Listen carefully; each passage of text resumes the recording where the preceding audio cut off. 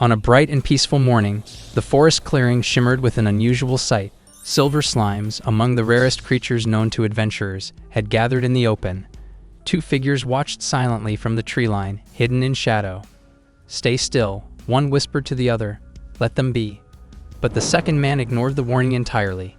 Before a word could stop him, he bolted from the trees and charged straight into the clearing. His companion called after him desperately, voice rising in alarm, yet the man heard nothing but the rush of his own momentum. He was already upon the slimes. What followed was swift and brutal. A critical strike split the nearest creature's core clean in two. His blade swung left, then right, carving through silver body after silver body until the clearing stood completely empty. The whole thing lasted seconds. The watching man's eyes burned with a vivid green light. Player Takahashi Yuko has obtained the following S-rank items: silver slime armor, silver slime gloves, silver slime boots. The young man in the green hoodie standing nearby could barely contain himself. Critical hits, rare loot. 3 S-rank pieces from a single encounter. He thought his companion had to be the luckiest person alive. Yuko himself could scarcely believe it. 3 items of the highest class, dropped in moments. It felt like repayment, like the world was finally settling a debt owed across an entire lifetime of struggle. Because for Takahashi Yuko, this was a second life. In his previous one, he had been a bronze-ranked adventurer, nothing more. A man who had spent his years on the first floor of the Tokyo dungeon, grinding away at creatures that barely posed a challenge, never climbing higher than the world would allow him. Suddenly, one of the nearby men held up his phone. The screen showed something alarming. Monsters had breached the surface. The dungeon's boundaries were bleeding outward. "We need to go deeper," someone urged. Others worried that retreating further down would only bring them face to face with whatever was climbing up. A guy turned toward an elderly man standing apart from the group and tried to reason with him. Now was not the moment to chase slimes. It was time to move. But the old man shook his shoulder free and walked forward anyway, straight toward the silver creatures, as though the man hadn't spoken at all. The others watched, some shaking their heads, muttering that the old man had lost his mind. Then one younger man stepped in too aggressively, and the elder lost his footing, tumbling to the ground, his hood falling back from his head. He lay there for a moment, exposed. Decades had changed the world beyond recognition. Ever since the adventurers had emerged, individual development systems had taken root across society. A person's level rose only through defeating monsters. When the growth threshold was crossed, every characteristic shifted with it. Strength, speed, endurance, agility. All of it bent to the laws of this strange new system. The young man had once dreamed simply of pushing his strength up by 5 more points. Sometimes the system granted magic. Sometimes rare skills appeared without warning. The old man picked himself off the ground and opened his achievement board. Takahashi Yuko, level 98. Strength, 5. Speed, 5. Stamina, 5. Agility, 4. A long life. Countless battles. Every weak monster he had ever hunted had contributed something small to this moment. No one else had managed to reach this height within a single lifetime. That day, despite his age, the old man had torn through slime after slime, striking so hard that his sword eventually cracked and snapped in two. 1 level away, just one. Level 99, the ceiling. The dream that had kept him moving forward through every year of pain and obscurity. He lunged at the remaining silver slimes with everything he had left, pouring every last reserve of energy into the assault. The final large slime loomed before him, translucent, its core glowing at the center. With his weapon destroyed, the old man did the unthinkable. He tore the creature apart with his teeth. And then it came. Takahashi Yuko. Maximum level reached. Congratulations. He stared at the notification, barely breathing. It had happened. After everything, it had finally, actually happened. His strength had increased by 1. Level 99. Strength, 6. He read it again. 1 point. After a lifetime of effort, 1 single point. The man collapsed. He lay on the ground, unable to rise, unable to think clearly. The system had given him the absolute minimum. He had sacrificed everything for this, and what he received in return was an increment so small it felt like mockery. Monsters were closing in through the darkness. Yuko lay still, tears sliding from his eyes, thinking of everything he had failed to accomplish. His mother, whom he had never been able to save. Every person who had laughed at him. Every year spent invisible. His body had no strength left to fight. The demon's massive claw descended. Fatal error detected in characterization system for Takahashi Yuko. Life restoration protocol activated. Rollback function applied. The player's heart has resumed beating. Hidden parameters revealed. Accumulated bonus characteristics granted as compensation. Unique characteristic points, plus 9,999. His eyes opened slowly. The world was blurred and soft at first. Then a voice cut through. Mr. Takahashi Yukito, welcome to the Adventurers Guild. A girl with a bright smile stood before him. Familiar paperwork spread across a counter. Yuko looked around in complete confusion. The girl tilted her head and asked if something was wrong. He gathered himself, thanked her for the registration pendant, stepped away, and then stood alone with his thoughts, staring at his phone screen, cold sweat forming along his temple. This is the day I first registered with the Adventurers Guild. He was back. Somehow, impossibly, he was back at the very beginning. He remembered something from the final moments before his death, a message about bonus characteristics. He opened the system window now, and everything appeared exactly as he remembered from that first registration day. Everything except one thing. A new column had appeared in his status table. Luck. It hadn't existed before. Not once in 70 years had he seen it listed among his attributes, a hidden parameter, buried away, invisible his entire previous life, now sitting openly in front of him. He stared at it for a long moment. 70 years of failure, 70 years of being looked down upon. And now this. There was only one way to test it. Minutes later, Yuko found himself on the first floor of the Tokyo dungeon, the floor called Imperishable Footprints. His target appeared almost immediately. A regular slime sat waiting in the grass as if it had placed itself there for his convenience. Then something moved at the edge of his vision. He turned, and couldn't believe what he was seeing. A silver slime, right there, on the first floor. In his entire previous life, he had encountered one exactly once, and it had fled the instant it saw him. These creatures were legendary for it. Absurd amounts of experience paired with an elusiveness that made them nearly impossible to catch. Yet this one was still here, sitting in the grass, completely unafraid. Yuko moved toward it carefully. One more step. An arrow slammed into the ground directly at his foot. Someone's voice called out an apology from nearby. Yuko cursed under his breath. That kind of noise should have sent any silver slime bolting instantly. But when he looked up, the creature hadn't moved. If anything, it seemed more agitated now, and in the next second, it charged. It attacked him. The silver slime launched itself forward. Yuko's sword came up on pure instinct. The tip connected with the core perfectly, and the monster shattered. His level jumped immediately. The sword didn't survive the impact. One blow from a silver slime had been enough to destroy it entirely. These things carried strength that had no business existing on the first floor. Yuko looked around for something to replace the weapon. Something glinted in the grass nearby. S-rank loot. A cool silver sword, forged from slime material itself. Large silver slime sword. Enhanced attack power. 30% chance to miss due to silver slime's evasive tendency. He smiled. Not a bad start. He looked around the clearing, still processing the find, and froze. 4 silver slimes. Same clearing. All at once. He actually wondered for a moment if he was still dreaming. Then all 4 attacked simultaneously. They were aggressive and fast. There was no option to retreat. Yuko swung his new sword and let the battle happen, landing hit after hit. Critical after critical. The fight was over in minutes. When the dust settled, a magnificent armor piece lay in the grass. More loot had dropped from the creatures than should have been statistically possible. His hunt continued for roughly another hour. In that time, he encountered 10 silver slimes. Every single one dropped rare items. Standing in the clearing afterward, inventory full, Yuko sat down heavily in the grass and looked up at the open air above the dungeon ceiling. With power like this, I can actually become someone worthwhile. He thought of his mother, her illness, the bills that had swallowed their family whole, his sister Nozomi, who deserved better than the life circumstance had handed her. He raised one hand toward the invisible sky. Then he sat up sharply. He had a home to return to, a real home with people in it. 70 years of solitude had ended, and he hadn't fully accepted that yet. He got to his feet, and for the first time in what felt like a lifetime, he actually wanted to go back. Apartment 203. The name on the door, Takahashi. His hands were shaking slightly as he reached for the handle. He made himself stop. Breathe. There was no reason to fall apart in a hallway. He exhaled slowly, steadying his heartbeat. The door opened before he could touch it. His sister stood in the doorway, Nozomi, same dark eyes, same slightly suspicious expression she'd always aimed at him when something was off.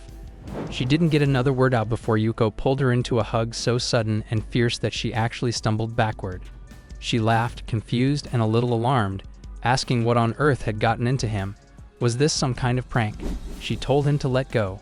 He didn't. He held on, thinking quietly that this time, he wasn't going to let anything take this away from him. Not again, not ever. Later, once he told Nozomi everything, she sat in stunned silence for a moment. Then she asked the question that mattered most. Could they help their mother? Yes, Yuko said simply. It just takes a little work. He moved fast the next day. The rare items he had accumulated were traded quickly and efficiently. With the money he received, Yuko attended an auction and bid 10 million yen on a single lot, a premium healing potion, the highest quality available through conventional means. At the hospital, he and Nozomi knocked on their mother's door and waited for permission to enter. She was happy to see them, frail but warm. She asked about their lives the way she always did, prioritizing them even from a hospital bed. Yuko told her that the question should be going the other direction. Nozomi set out the treats she brought. Their mother immediately protested that they shouldn't be spending money on her. Yuko told her quietly that money wasn't something she needed to worry about anymore. Then Nozomi placed the elixir on the table and explained that their brother had earned enough in the dungeon to buy it for her. Their mother stared at the bottle, bewildered. He had only just become an adventurer. How had he managed something like this already? I was lucky, Yuko said. The dungeon is its own kind of lottery. She uncorked the bottle and drank it without argument. And in the seconds that followed, her body began to glow softly, a warm living light that spread from within her and slowly faded. The change was immediate. She said breathing felt different, like something heavy had been lifted away from her chest. Yuko smiled, and for the first time in as long as he could remember, the smile reached all the way to his eyes. Nozomi celebrated loudly. Their mother complained mildly that the potion tasted terrible. Yuko handed her a dessert to wash out the aftertaste. When the doctor examined her shortly after, his expression shifted from routine assessment to quiet disbelief. The symptoms had not just stabilized, they had retreated entirely. He recommended a brief rehabilitation program. She came home soon after. All three of them, under one roof again. It felt less like reality and more like a dream Yuko had given up expecting. That night, his mother stood at the kitchen sink washing dishes, and she said that nothing in the world compared to being home. But Yuko knew the truth that nobody else at that table did. That night, after dinner, he pulled Nozomi aside and told her what the potion had actually done and what it hadn't. It was a powerful medicine, but not a cure. The disease was in remission, not gone. To finish this permanently, they would need something else entirely. A true magic elixir. Nozomi had seen it mentioned somewhere, an item discovered by the world's greatest adventurers, famously unobtainable, reportedly found 50 floors deep in the dungeon. Not purchasable at any price. Because it's a unique item, Yuko confirmed. It can only be kept by the person who finds it. You can't buy it. You have to get it yourself. She asked if he could possibly reach that depth. He admitted that, theoretically, attempting it in his current state would mean death. She concluded they had no path forward. He smiled and said he had only said theoretically, because he wasn't working only with his current abilities. He carried something no one else in this world possessed, 70 years of accumulated memories. He had heard of one exception, one point in the dungeon where the elixir appeared at far shallower depth. The boss of the 20th floor, an ancient golem. Ancient, rare, ferocious. The drop rate was nearly non-existent. In his entire previous lifetime, he had heard of it happening exactly once. But with his current luck characteristic, the odds looked different now. He would find it. He would save her.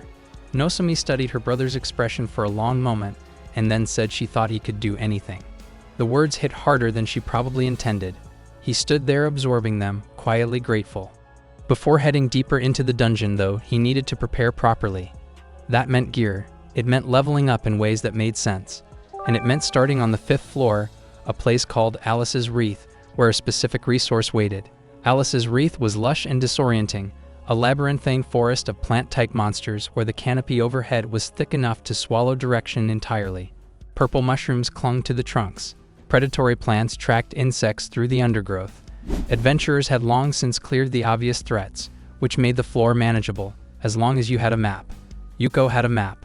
He moved through the forest steadily until he spotted what he was looking for, a cluster of ant-type monsters called humanoid trees, disguised with unsettling precision as ordinary woodland growth. Their mimicry was nearly perfect, nearly. Up close, the leaves had no veins and the roots grew in directions that made no biological sense because they weren't roots at all. They were legs. Then he saw the red eyes on a trunk. Critical hit. The monster split cleanly in two. A magical fruit dropped to the ground. He picked it up and took a bite. The flavor was somewhere between pear and apple, though that wasn't the point. He checked his status window. His stats had moved. A small improvement, but genuine. Even minor gains add up. What followed was several hours of methodical hunting. He fought and ate and fought, cycling through the routine until the taste of magical fruit had thoroughly worn out its welcome. He broke eventually for the food his sister had packed, ate properly, and then checked his progress. He had reached intermediate combat level. He was preparing to leave when he felt it. A presence. He spun around. "Hey," a voice said from the trees. "You can't just take all the loot." Two men stepped into the clearing. One had gold teeth that caught the light when he smiled. The other wore a ring that pulsed faintly with magic. Neither looked like registered adventurers. Yuko asked calmly whether they had credentials. The smaller of the two said yes. They were exactly the kind of people who profited at other people's expense. The other added that if Yuko handed everything over nicely, they'd let him walk away. What followed was a fight that went sideways almost immediately. The larger man used Beasting Lunge, a level 25 skill that guaranteed an accurate, unavoidable hit. He was significantly stronger than Yuko on paper. The blow connected, and the force of it should have been catastrophic. What saved Yuko was the clothing soaked in silver slime tears, which absorbed 70% of the impact. Even so, the remaining 30% was enough to remind him what real danger felt like. His luck had genuinely just prevented a fatal outcome. The injured man's partner stared in disbelief. Yamada, knocked out cold from a single punch. He asked how that was even possible. Yuko suggested he surrender and walk away with his life. The man refused, backed up instead, putting distance between them, and announced that at range, a warrior was useless. Yuko agreed that he was correct. He couldn't close that distance. The robber's smile widened. Yuko activated his inventory portal and reached inside. His hand emerged holding something that looked like a staff covered in patches of mismatched, chaotic color. The robber laughed. His own weapon looked far more serious. He called Yuko an amateur. The staff Yuko held was the substance of absurdity, a legendary junk item dropped by the Baron Ant. The robber knew exactly what it was and found the whole thing hilarious. The artifact generated random magical effects with no predictability whatsoever. 40% chance of a malfunction, 30% chance of weak enchantments, 20% buffs or debuffs, 9% chance of a mid-level spell. The odds of anything useful happening were almost insultingly low. The robber used Fireball, a clean mid-level spell, aimed directly at Yuko. Even if the artifact somehow produced something equivalent, the robber's superior equipment would absorb the damage easily. He had a 50% magical damage bonus from his gear alone. There was no realistic scenario in which this ended badly for him. Yuko didn't move. He watched the fireball approach and muttered something very quietly to himself. Then he closed one eye, and he swung the staff. The substance of absurdity activated. The world seemed to pause. What came out of that staff was not a weak spell. It was not a mid-level spell. What erupted from the artifact resembled a volcanic event more than a magical attack. A cascading inferno of topple meteor, a spell with a base activation probability of 0.05%. The fire consumed everything it touched. Trees, ground, sky. The clearing vanished inside an expanding wall of flame. The robber's fireball didn't disappear. It got absorbed into the larger catastrophe and ceased to be relevant. While the mage stood frozen, his hair beginning to catch fire, screaming that it had to be an illusion. It wasn't. The heat was very real. He begged Yuko to stop. Yuko did not stop. When the smoke cleared, the artifact had shattered from the exertion, and Yuko held the broken pieces close, examined them briefly, then tossed them aside. Both robbers were alive but utterly incapacitated, so Yuko tied them up with methodical efficiency and began dragging them toward the exit. He handed both men over to police once they returned from the dungeon, and the process took the rest of the day. By the time the sun had set, Yuko was exhausted, but he still had one more stop before he could go home. At the guild reception desk, the woman on duty greeted him with a knowing smile. The police had apparently already sent word of his actions, so she congratulated him and informed him that his rank had been upgraded. He had been promoted to silver. Yuko stared at her and said there had to be a mistake. She explained that there was no mistake. The two men he had apprehended were members of Crimson Hands, one of the most dangerous criminal gangs in the region, and both had strength comparable to silver-ranked adventurers, making their capture an extraordinary achievement by any standard. Talented adventurers typically required at least 3 years to reach silver rank, yet Yuko had done it in days. He turned the silver pendant over in his hands and said quietly that he had just been lucky. She smiled and said that modesty suited him at his rank. As he turned to leave, a pendant now hanging around his neck, an elderly man in a long coat and cylinder hat stepped forward from the crowd near the bulletin board and asked if Yuko had a moment. He confirmed that yes, Yuko was the one who had stopped those two men. And then, without warning, the old man grabbed Yuko's hand and held it with both of his. He tore 2 wanted posters from the board, Yamada and Hashimoto, both convicted thieves and murderers, and pressed them against his chest, his voice barely holding together as he explained that the police have been chasing these men for years without getting close, yet Yuko had simply caught them on his way home from a hunt. They had killed his son. Yuko said nothing for a moment, then simply replied that he had only been doing what adventurers were supposed to do. The old man bowed low, thanking him. Standing there in the guild hall, Yuko looked down at his own hands and thought something he had never been able to think in his previous life. Someone is genuinely grateful to me. But even as the warmth of it settled over him, a darker thought followed. The world was still on the same trajectory it had been before. In his previous life, everything had fallen apart by the time he was old, and the destruction he remembered was still coming, still years away, but already written somewhere in the pattern of events unfolding around him. He shook the thought away before it could take hold. There was a proper order to things: save his mother first, then think about the world. Somewhere in a torch-lit underground chamber, a man was having a very different reaction to the news. He beat his fists against a rough stone table, unable to comprehend how Yamada and Hashimoto, 2 of the most capable people in his operation, had been taken down by a single unknown adventurer. If word spread through the gang that their members were vulnerable, his entire financial arrangement would collapse, and in frustration he stabbed a dagger straight through the newspaper photograph of Takahashi Yukito's face, promising the empty room that he would deal with this personally. Then he collected himself and began to think more carefully.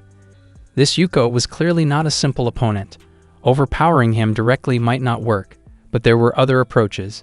His luck would run out the moment the leader of Crimson Hands took a personal interest in him. Time passed. Progress accumulated. Yuko descended quickly through the dungeon's floors and before long found himself standing on the 15th floor, a place called the Peak of the Lonely Mountain of Death. The terrain was defined by narrow passages carved into raw stone, treacherous geography that made large groups difficult to manage, while giving enormous advantage to anyone who could move alone through tight spaces. He had noticed others struggling to coordinate here because the geography exposed every weakness in group dynamics.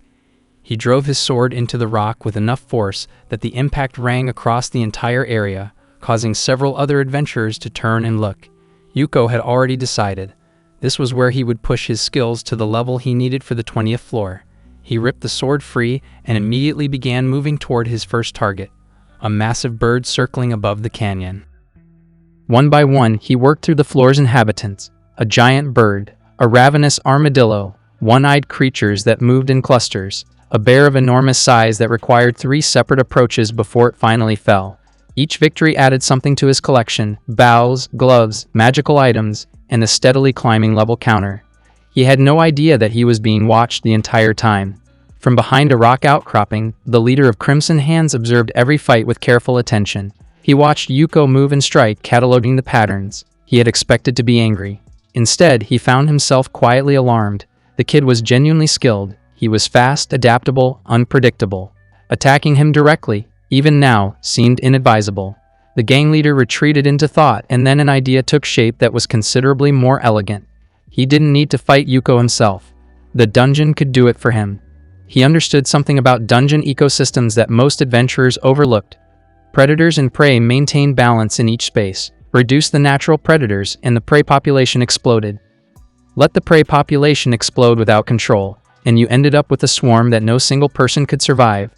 He set his plan into motion. Moving through the floor with practiced stealth, he systematically eliminated the natural population controls, leaving the monster insects, cicadas, deadly and swarming, with nothing to keep their numbers in check.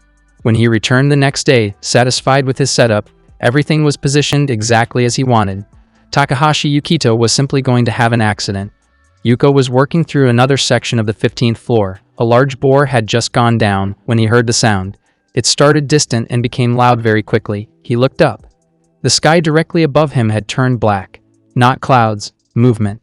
A swarm of deadly cicadas, hundreds of them, then thousands, poured through the dungeon's upper passages like a living storm, converging directly on his position. These creatures were lethal in isolation. As a swarm of this size, they were extinction level. He couldn't fight this, not alone. He ran. Groups.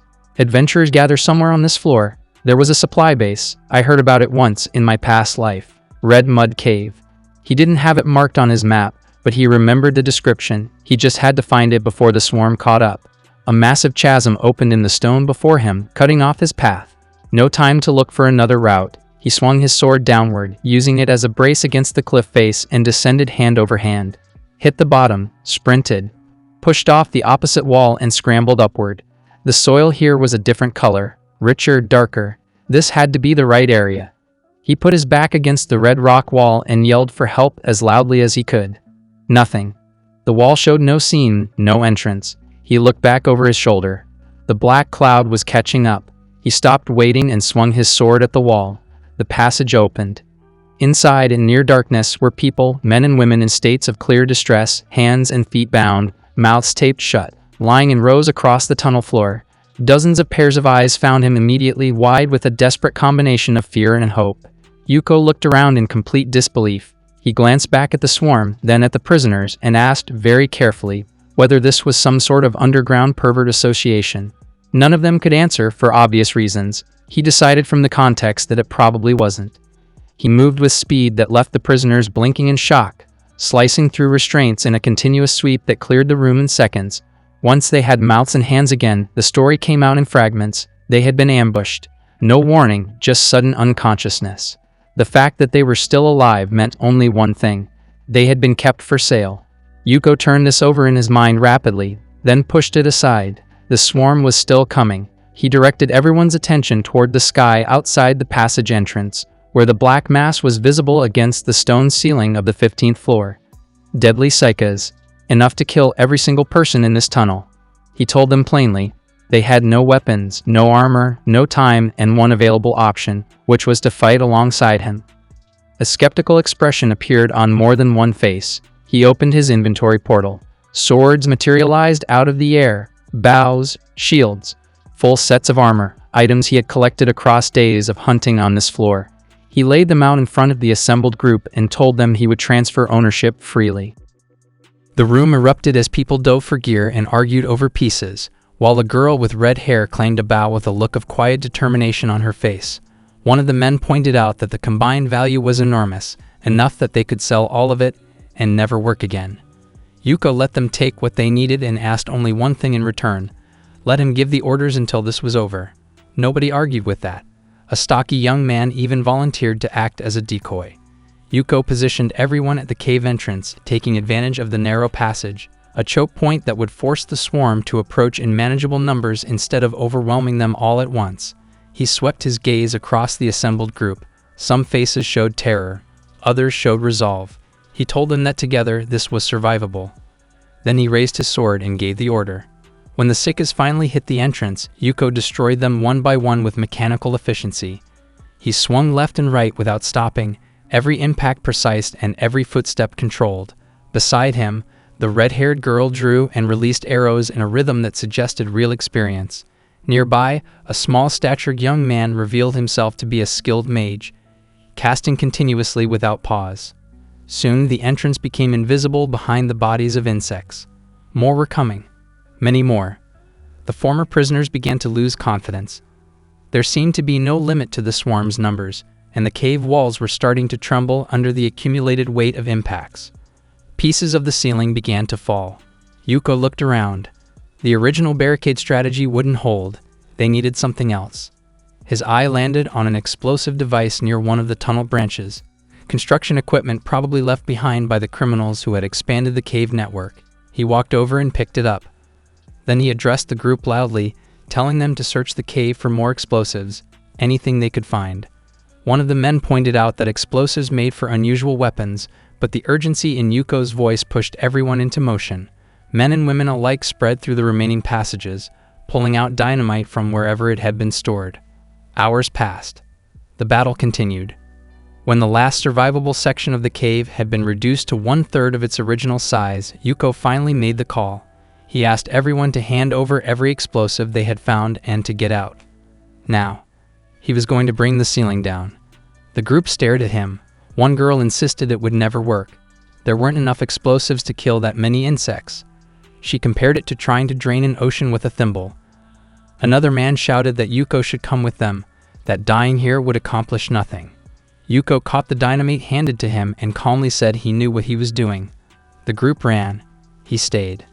The Sikas understood on some instinctive level that the greatest threat in their environment was the single being who had destroyed the most of them. They converged on Yuko all at once. He activated the detonator. Warning: user lacks detonation skill. Detonation probability, 50%. Hunter class reduces probability. Luck modifier applied, 25% success. It worked. The explosion brought the ceiling down in a deafening cascade of rock and noise, and Yuko fell with it, through the collapsing cave floor and into open air below. Even while falling, he fought the insects around him, spinning and slashing in freefall, every swing removing another creature from his immediate vicinity. One survived the descent. It looked at him. He delivered a critical hit. Then he swung his sword toward the cliff wall to catch himself, but the blade didn't hold. The stone was too smooth. He fell. A rope suddenly appeared from above, dropping with perfect aim. It looped around his arm as he reached for it instinctively.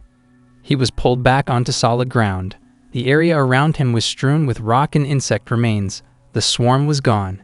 Yuko sat on the nearest boulder and looked back at what remained of their battleground. Around him stood the same people he had found bound inside the cave, and one of them finally said what everyone else was thinking. They had survived a battle of this scale without a single casualty. Takahashi Yukito. Rank of fighter granted. Damage against insect-type monsters increased by 20%. Level 3 reached. Warrior intuition skill obtained. Far away, inside a separate chamber, the leader of Crimson Hands was destroying furniture. At the guild offices afterward, the reception staff watched Yuko enter with an expression that suggested he had become a recognizable figure, whether he liked it or not. The woman at the counter told him that his name had attached itself to a new title in the dungeon community, Mountain Crusher. Multiple guilds had sent formal invitations requesting that he join. He declined all of them. He had a reason.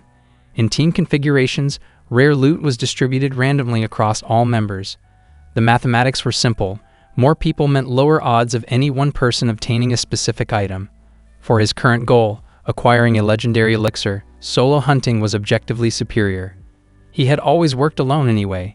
In his previous life and this one, it suited him. Home that evening. Dinner with his mother and sister, a meal that felt sacred in a way ordinary meals never had before. Nosami congratulated him on reaching level 20. Their mother expressed her concern quietly, noting that the difficulty of dungeon deaths increased dramatically past the 20th floor. Only 15% of hunters who attempted it ever successfully passed through. She told him to take care of himself. He told her not to worry. A flash of something crossed her face, a complicated expression that she tried to control and mostly succeeded at. She looked at the newspaper clippings on the wall behind her, photos of her son that she had cut out and kept, and she closed her eyes briefly. When she opened them again, she asked him to please be careful. Not for himself, for her.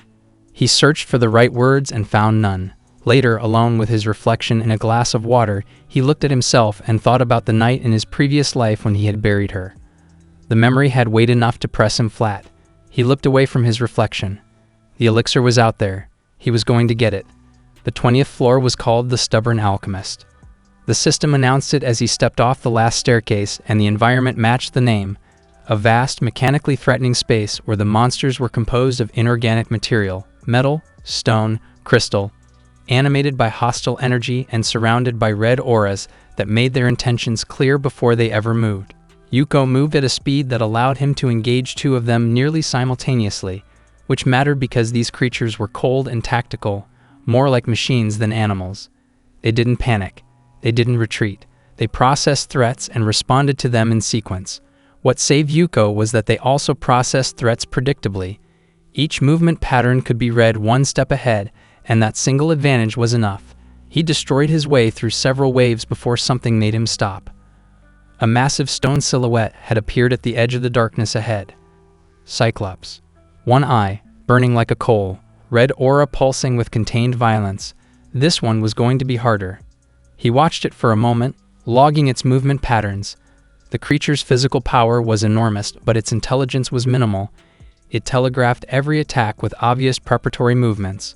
When the stone fist came down, Yuko was already somewhere else. He studied its patterns through several exchanges, mapping its logic. Then he found the core, a precise strike, and the creature fell behind him as he landed cleanly on the stone floor ahead. The tall door at the end of the passage stood before him. He pushed it open. From this day forward, I will have a new life. Golden light poured through the gap as the door swung inward. He stepped into a spherical hall covered floor to ceiling in symbols he didn't fully understand. The door closed behind him, no path back. In the center of the hall, surrounded by the same symbols, stood an ancient golem, enormous, moss-covered at the shoulders, its stone body radiating the accumulated power of something that had existed for an unimaginable length of time. The level 20 boss, the guardian of this floor's treasure, defeat it, and the dream of the elixir moved from theory to possibility. Yuko moved immediately, jumping high and striking the golem's head with enough force to test the stone's integrity. He needed to chip through the armor and reach the core, the only vulnerability these things possessed. His plan was methodical, piece by piece, if necessary. What he didn't know was that he had an audience he hadn't accounted for. The leader of Crimson Hands had followed him here. From the partially open doorway, the gang leader watched the fight begin, his expression caught between tactical calculation and something very close to hope.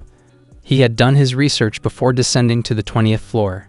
He knew that defeating an ancient golem required a minimum group of 4. Takahashi was alone. The math should have been terminal. But watching the kid move, even that certainty felt uncertain. Then the symbols on the floor began to glow. Red light flooded the hall in a wave. Something else began to rise from the center of the pentagram. Yuko's eyes went wide. A second golem, larger than the first, blue-purple core. It unfolded from the floor like a building assembling itself, filling the space with stone and slow, terrible weight. The simultaneous appearance of a second boss meant one thing: someone else was in this room. Yuko looked around, felt nothing. No presence registered. Even a novice wouldn't interfere with a boss fight of this caliber. It was suicidal, so whoever had triggered the second spawn had done it deliberately, using skills specifically designed to avoid detection.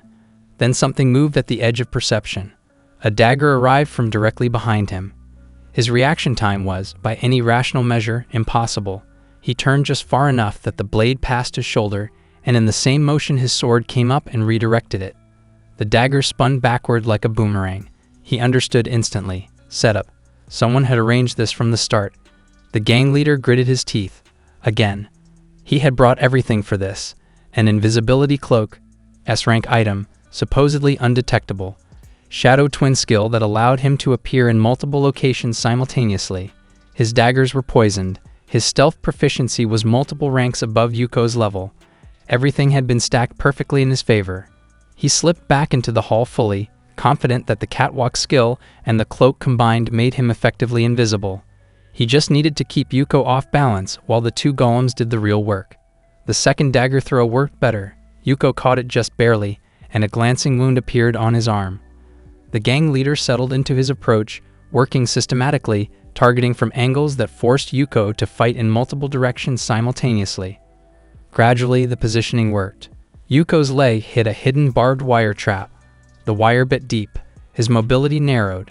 A spike trap embedded in the floor caught his foot. Blood spread across the stone. He went down. The sword fell from his hand.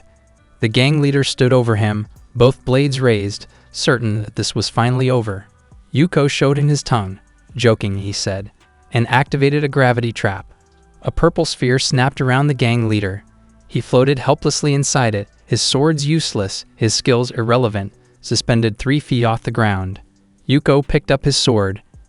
He explained, almost conversationally, that the information about golem movement patterns assumed a normal encounter without sabotage. The presence of a second boss had changed the behavior patterns significantly. The golems were now operating on a different logic. The predictable patterns the gang leader had studied and sold to other adventurers no longer applied. Nobody expected an idiot to pick a fight with 2 ancient golems at once. The gang leader was still processing this when one of the golems brought its fist down directly on his location. The gravity trap burst from the impact. He hit the floor hard, coughing blood, barely conscious. Yuko stood over him and told him to conserve his strength. Once the golems were dealt with, he would collect him for the police. The gang leader lay on the stone floor and looked at his hands. His revenge hadn't come to fruition. His scheme had turned against him at every step. The one thing he couldn't understand, couldn't accept, was that a low-level warrior with barely adequate stats had done all of this through what appeared to be nothing but luck. Then he reached for something on his belt. A long ribbon of what looked like ammunition wrapped itself around his body. He activated it. Yuko barely registered what he was seeing before the explosion happened. The blast threw him backward. The floor cracked. Stone fell from the ceiling. The geometry of the room changed instantly as entire sections collapsed downward, and Yuko fell with the debris, down through the floor, through layers of stone, into open air, and then landed hard enough to see stars. He lay still for a moment, looked up. The hole he had fallen through was barely visible, the ceiling now very far above. He sat up. There was a secret room down here.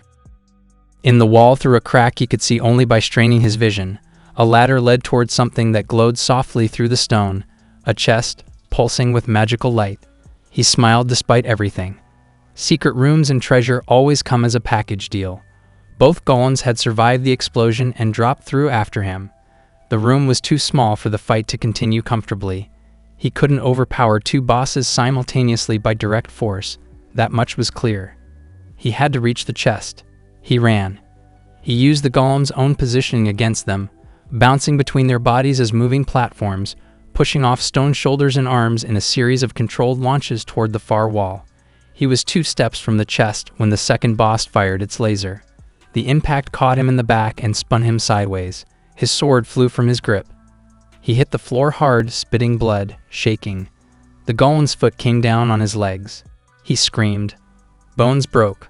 The pain was the kind that reduced conscious thought to almost nothing. He lay there with destroyed legs, his sword 3 feet away, the chest another 3 beyond that, and a golem preparing to finish the job. Everything in his vision turned red. He crawled. No technique, no strategy, just his arms dragging him forward while his legs barely registered as part of his body anymore. Inch by inch, the chest came closer. The golem's foot came down again. His vision went white. He kept moving. His fingers found the chest. He opened it. Light erupted from inside. A concentrated beam from a blue gemstone embedded in a bracelet. He reached in and closed his hand around it. The bracelet of changeability, rare item, allows the wearer to teleport to any accessible location. The golem was directly above him. It was falling. He put the bracelet on his wrist and tried to activate it. The system immediately flagged incompatibility. His class was wrong for the artifact. The odds of successful activation were near 0. With every passing fraction of a second, the chance increased by a tiny margin. The golem fell. Bracelet activated. He vanished in a flash of displaced air and reappeared behind the standing golem. His sword drove directly into the magical core at its center. The golem activated its laser in a blind response to pain, aimed not at Yuko, but at the second golem standing in front of it. The beam tore through stone. The second golem staggered, badly damaged but still alive. Yuko moved again, activating the bracelet a second time, then a third. He blinked between positions, jumping across debris and stone limbs, chipping at cores while reading movement patterns and calculating attack trajectories. Each exchange pushed both monsters closer to collapse. The golems tried to crush him together, 2 enormous stone fists converging from opposite directions. Yuko disappeared between them at the final instant. Their fists collided. The impact shattered chunks from both cores. Yuko reappeared behind the first golem and used Beast Sting, a precise critical strike that destroyed its core completely. He pivoted immediately toward the second and unleashed storm of strikes. The final hit landed. Both golems collapsed simultaneously.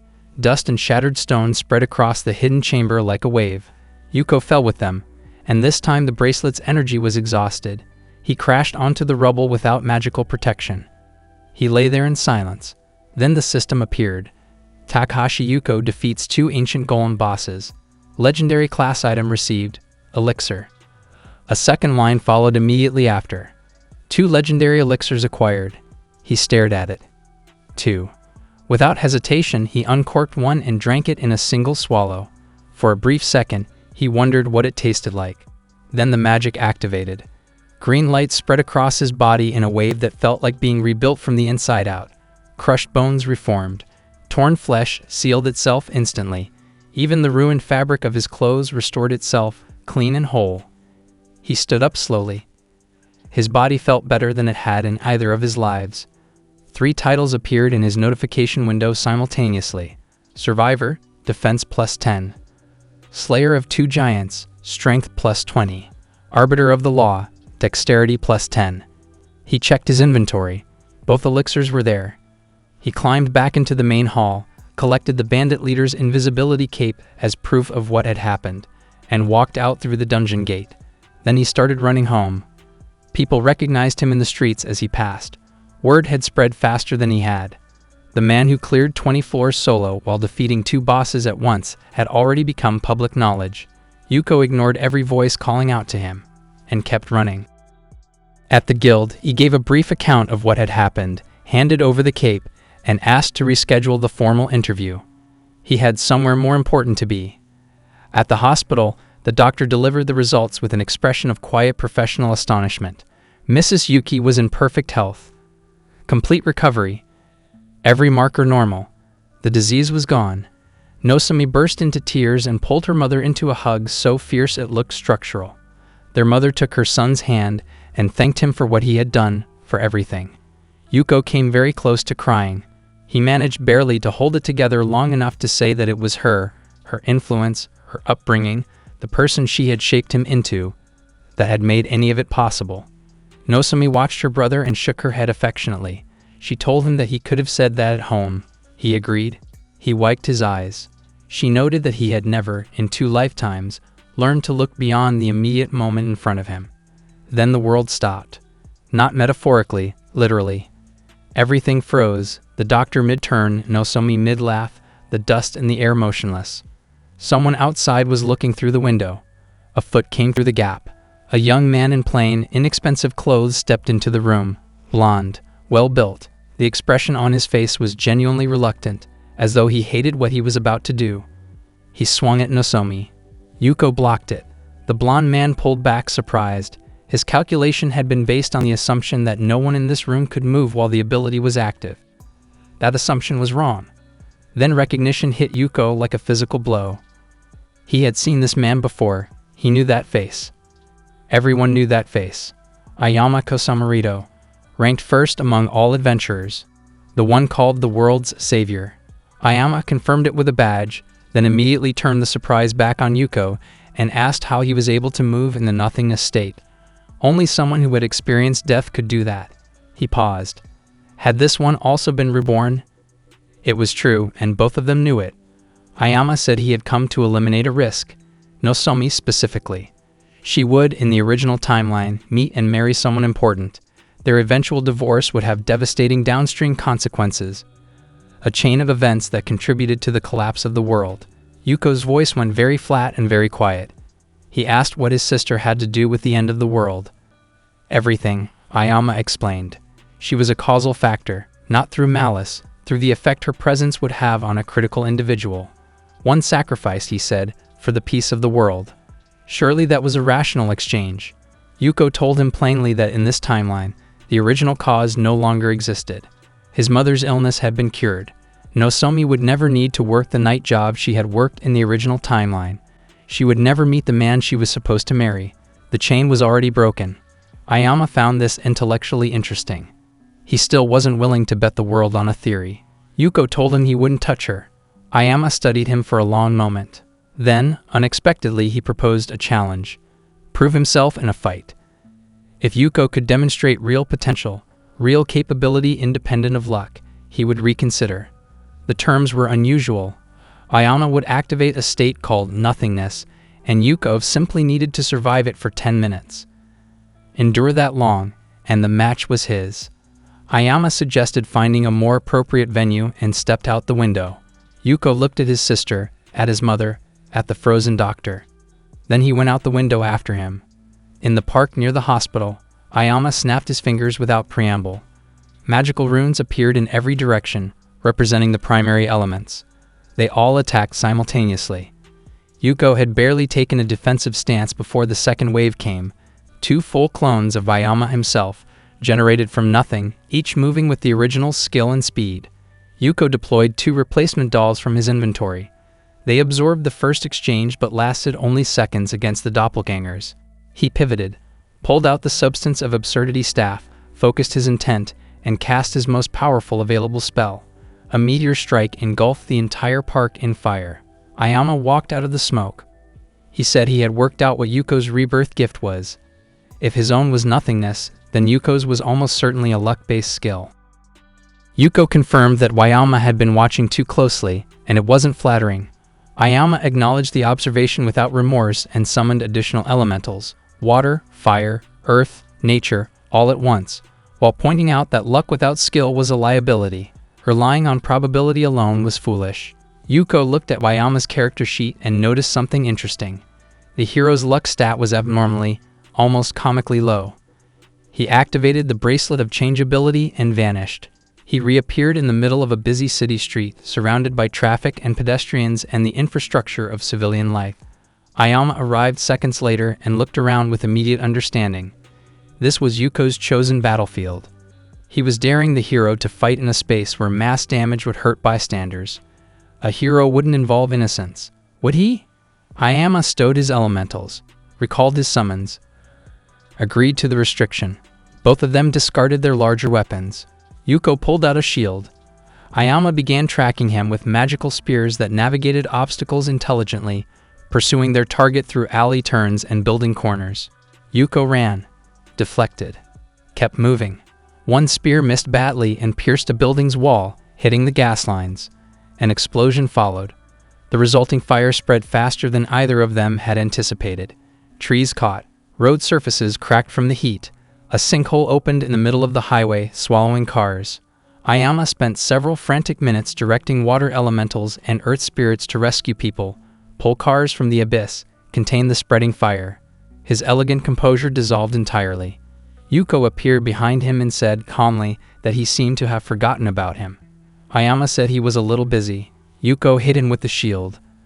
Ayama, completely unprepared for an attack from that direction, lost his balance entirely and fell, through the broken road surface, down into the sewer system below. He landed up to his shoulders in the contents. Yuko aimed his flower-decorated staff at the opening in the road. From below, Ayama raised both hands and conceded. A little later, sitting on the roof of a fire truck still covered in distinctly unpleasant effluent, Ayama admitted that his low-luck characteristic had produced an unusually concentrated series of misfortunes over the course of a single afternoon. He had expected to be surprised. He hadn't expected to be demolished. The conversation turned unexpectedly serious. Ayama referenced a disaster, fire, collapsed roads, a building somewhere, an image that clearly carried weight. He said the world was still heading toward the same end state he remembered, and he still couldn't do everything himself. Then he mentioned the curse of disaster. Yuko had never heard of it. Ayama was visibly surprised. He asked how Yuko could have come from the future without knowing something so fundamental. Yuko explained that in his previous life he had spent 70 years in dungeons. He had farmed slimes. He had paid attention to almost nothing outside the dungeon walls. A long silence. Ayama said there was no time to explain everything now. The sky was the wrong color, a sign he recognized. Yuko needed to go to the hospital morgue in the basement. When he got there, he would understand. He added that if nothing was done, many people would die. Then he flew away without further explanation. Yuko stared at the sky for a moment. Fine. He used the bracelet to return to the hospital just before the nothingness faded and street traffic resumed, as though the last 30 minutes hadn't happened. He arrived back in the ward without anyone seeming to notice he had been gone. The doctor was finishing his farewell to his mother. Everything was in order. Discharge forms were signed. Yuko guided his family out of the hospital with the excuse that he wanted to cook dinner himself to celebrate, and could they please go to the store without him while he sorted one last thing. His mother laughed. His sister raised an eyebrow. But they agreed. He watched them leave the hospital grounds, confirmed they were safely away, then went to the men's restroom and put on the white magical cloak, the invisibility item he had taken from the bandit leader earlier. It had been intended for avoiding low-priority monsters in the dungeon. He hadn't anticipated needing it to navigate a hospital basement. The elevator descended to B1. The morgue floor was quiet in a way that felt intentional. Not the quiet of an empty space, but the quiet of a space holding its breath. He moved through the corridor reading door signs, found the right one, and stepped inside. Dark.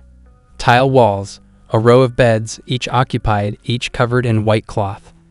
He walked slowly between the beds, waiting for understanding to arrive. It didn't. He reached the end of the room and turned around. The dead lay still. He opened the system window. The notification was red. Then the sounds began. A red glow rose from the beds. One of the covered shapes moved. The cloth fell from a face. The woman beneath it convulsed and rose. Within 60 seconds, a dozen bodies were upright and converging on him. Not a virus, he concluded immediately, watching how they moved. A curse. He had read about this.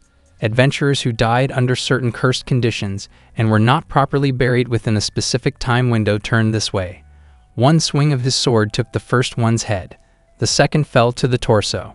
He worked systematically, clearing the room with efficient precision. Then the door opened again. 2 more entered, but the system radar showed one of them as green. Neutral target. Alive. He stopped mid-swing. The woman on the floor looked up at him and asked for help. She was a funeral home worker, apparently, who had come to collect the bodies at the worst possible timing. She had been bitten recently. Recently enough to treat. Yuko crouched beside her and ran through his options. He had no tools. The barricade of beds he had arranged wasn't going to hold for long. Letting her die was the strategically optimal choice. He refused to make it. He activated the bracelet and used the transport to reach his inventory, pulled the alchemical kit he'd acquired, and began working. The recipe for the purification elixir required a blood sample from the patient, plus components he didn't have in a morgue. He improvised pieces of wood from the furniture for charcoal, matches from the woman's purse for sulfur and potassium nitrate. The system flagged every step with incompatibility warnings and low success probabilities. Every step succeeded anyway. He poured the elixir into her mouth. She glowed briefly, then went still.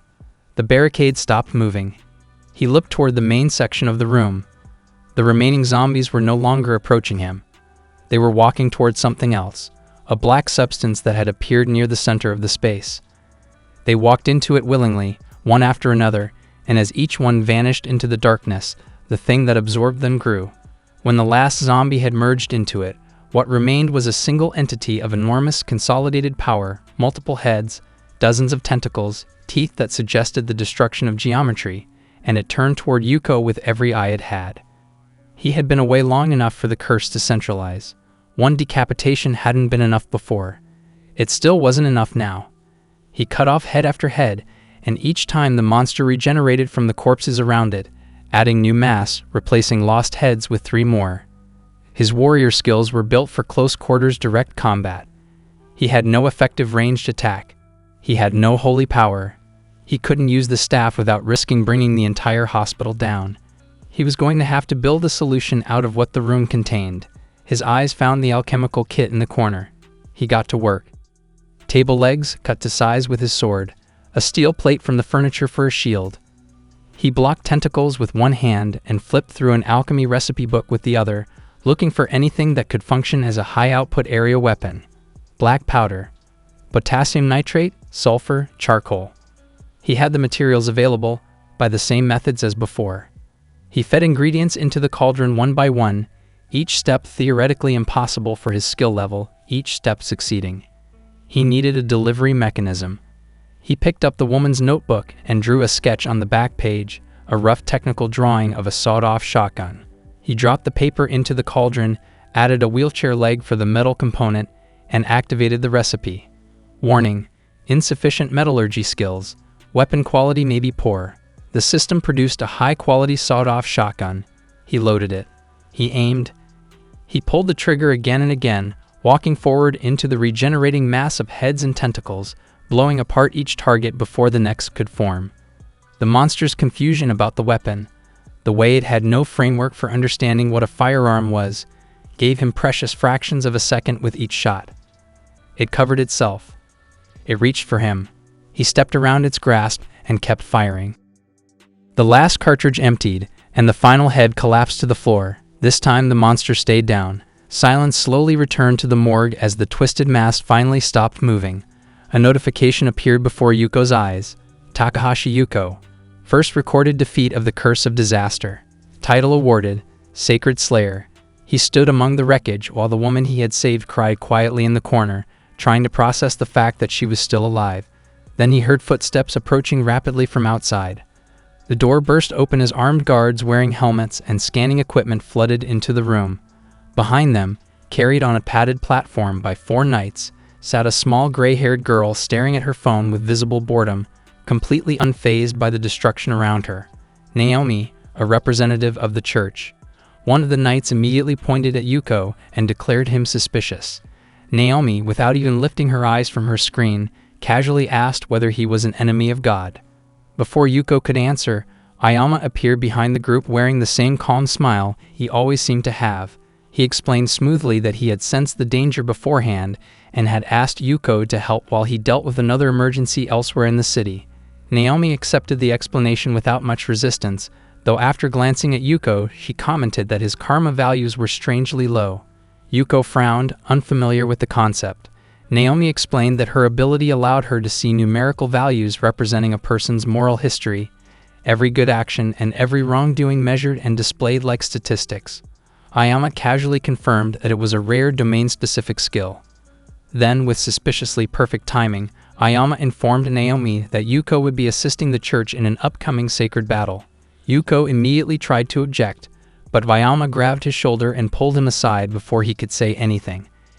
In a low voice, he explained the advantages of cooperating with the church. Temple access would allow teleportation between dungeon floors, bypass otherwise impossible barriers, and provide healing and support magic that could help Yuko descend deeper into the dungeon far faster than normal adventurers ever could. Yuko thought about it carefully before grabbing Ayama by the collar and stating his condition. If he agreed to this arrangement, Ayama would swear never to harm his family. Ayama raised both hands immediately, clearly uncomfortable with how tight Yuko's grip had become, and promised that he would never harm anyone who remained useful to the world. Yuko stared at him and calmly pointed out the implication hidden inside that statement. Once someone stopped being useful, they would become disposable. He wanted that understood clearly. Ayama sighed and remarked that the conversation sounded far more like a threat than a negotiation. Yuko replied that he was aware of that. Naomi interrupted from across the room, impatiently asking whether they were done yet because she wanted to personally test Yuko's abilities before approving him for active duty. Ayama waved cheerfully and disappeared without another word. At the temple, Naomi ordered a 4th-degree knight to duel Yuko formally. The knight drew his sword, and Yuko analyzed him almost instantly. The church's combat style relied heavily on defensive techniques and magical reinforcement rather than refined swordsmanship. The duel began normally enough, with Yuko matching the knight comfortably during the early exchanges. Seeing this, Naomi cast a strengthening buff that flooded the knight with crimson energy, greatly increasing his speed and aggression. Yuko observed quietly, then focused on a flaw he had already noticed earlier, a weakness in the overlapping plates of the knight's right gauntlet. He pulled a jagged fragment of metal from his inventory just as the knight launched himself forward with a powerful descending attack called Holy Hammer. Yuko jumped upward to meet him and activated Beasting at the exact moment their paths crossed, firing the metal fragment directly into the weak point of the armor. The gauntlet shattered instantly. The knight's grip failed, and his sword slipped free from his hand. Yuko caught the sword cleanly in midair and landed smoothly before politely asking Naomi whether she wished for the duel to continue. Naomi applauded lightly, impressed. She admitted that he was an exceptionally skilled swordsman and declared the test complete. Yuko returned the weapon to the embarrassed knight, gave a minimal bow, and left the temple. That evening he returned home and decided to cook dinner himself. Unfortunately, he burned his own portion badly enough that even the smell was concerning. He ate it anyway, Nozomi stared at him in horror while their mother gently told her daughter to leave him alone because he had clearly tried his best. The three of them sat together peacefully. His mother was healthy. His sister was safe. The elixir had worked. Later that night, after the dishes were cleaned and everyone else had gone to sleep, Yuko stood alone in the kitchen, staring at the burnt residue stuck stubbornly to the bottom of the pot. His thoughts drifted back to Ayama's promise. It had not been unconditional. The moment Yuko became more dangerous than useful, that protection would disappear, which meant there was only one real solution: become strong enough that nobody could ever afford to see him as disposable. He looked down at the ruined pot one final time and quietly organized his priorities in his head. First, deal with the temple situation. Then become stronger. In the church's back offices, Naomi sat alone scrolling through her phone, attempting to share a message of faith with an online community that seemed far more interested in mocking her than listening. The replies ranged from accusations of spam religion to jokes about flat feet and bizarre declarations that human rights activists had no soul. Naomi stared at the flood of comments in complete silence for a long moment. Then, with visible irritation, she threw the phone onto the table. Before the sound of impact had fully faded, 4 knights entered the room. They approached with the stiff confidence of people who had rehearsed every word beforehand. Calmly and methodically, they explained their position. Adventurers, they argued, had no place in the sacred battle. Naomi's own karma assessments had confirmed it. Low karma individuals attracted demonic influence and weakened the group's spiritual protection. For the good of the mission, the adventurers needed to be excluded. One knight was more aggressive than the others. He slammed his hand onto Naomi's desk and demanded to know who was truly more deserving of trust: faithful servants of the church who had devoted their lives to righteousness, or guild mercenaries with criminal histories and questionable morals. Naomi agreed with enough of their argument to calm the room. She assured them that the adventurers would not participate directly in the sacred battle itself. The knights immediately relaxed. Satisfied, they thanked her and exited the office. Once the door closed behind them, Naomi quietly picked her phone back up from the desk. Outside in the hallway, the same knight who had spoken most forcefully smirked toward the others and explained that handling Naomi was easy. She was still a child, simple to guide in the right direction. The real issue, he admitted openly, was preventing adventurers from gaining enough influence to threaten the church's internal hierarchy. Their generous temple subsidies and authority depended on maintaining control over who held power there. The 4 knights raised their fists together and shouted in unison about serving God. Beyond the temple windows, cherry blossoms drifted softly through the towering glass corridors of the city. The day of the sacred battle arrived before Yuko had managed even a single proper strategy discussion with Naomi. Every attempt he made to contact her had been answered with the same short response: her subordinates would explain everything on the day itself. Eventually, he gave up trying to prepare through official channels and simply arrived at dungeon headquarters when the operation began. The group assembled there with Naomi presiding over the mission, while her knights stood beside her, wearing the subtle satisfaction of people who already believed they had won the argument they cared about. The route to the temple on the 30th floor, a place called Endless Polar Night, was opened through the pentagram teleportation system. One moment the group stood inside the first floor temple, and the next they blinked into existence beneath dim shifting auroras that painted the darkness in cold colors. The floor itself felt empty and distant. Very few monsters lived there. Almost no valuable resources existed. Adventurers had ignored the area for years because there was little reason to risk exploring it. Naomi calmly explained the mission objective. The demons inside the temple on this floor needed to be cleansed. The adventurers, however, would remain outside. The knights were smugly delighted. One leaned toward the adventurers and explained that their karma made them a liability, that their presence would only amplify the enemy's strength. They were welcome to collect their payment and leave, full amount regardless. Yuko looked at the paper being held out to him and thought about everything he already knew. In the original timeline, this temple had fallen. These knights and this child had died here, and the consequences of that failure had rippled outward for years, weakening humanity while strengthening its enemies. Now he was standing inside that exact moment with the power to decide whether history repeated itself. He turned toward the other adventurers and spoke plainly. Technically, the request had already been fulfilled. Nobody was obligated to stay, but he asked them to help anyway, not for the church, not for the knights, for the girl. He reminded them that Wayama himself had sent him here, which meant this mission mattered more than anyone realized. Then he said the part that truly mattered. The knights were going to leave Naomi alone in there, and she was going to need help. One by one, the adventurers agreed. Not everyone stayed once the doors opened, and the demonic pressure rolled out like a physical force. Several adventurers backed away immediately, unable to withstand the overwhelming presence waiting beyond the entrance. A few more left after seeing what was truly inside. Only 4 remained. The red-haired archer, the mage, 2 others who had silently decided they weren't going to let a child face that darkness alone. Yuko stepped through the doors first. Inside the temple, the atmosphere felt wrong immediately. At the far end of the chamber stood a monument that resembled nothing sacred. It depicted a woman bound in black energy while demons knelt before her in worship. Cracks spread across the idol's surface, revealing something red and monstrous pulsing beneath it like a living heart. The knights attacked immediately without waiting for strategy or coordination. Their confidence disappeared almost instantly. These were not ordinary dungeon monsters. The demons inside the temple felt ancient, heavy, wrong in a way that ordinary enemies never did. Their power seemed tied directly to fear itself, feeding on uncertainty and panic from everyone in the room. The battle collapsed into chaos almost immediately. One knight was torn apart by a werewolf-like creature. Another was lifted from the ground by a giant orc and thrown across the hall hard enough to crack stone.